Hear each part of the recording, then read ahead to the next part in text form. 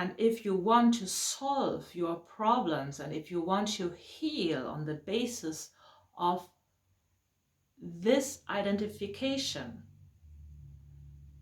if you want to step out of being and feeling small, not able to act, unworth, you feel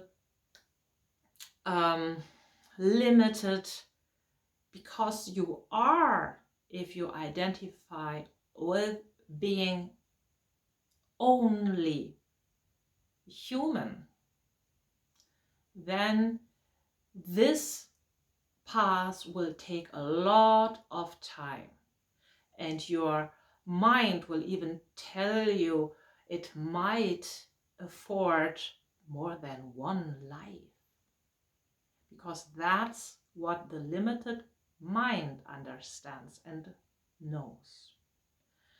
But here's the good news. You are much more than your limited mind can ever understand or even imagine. So the solution of all our limitations created by that mind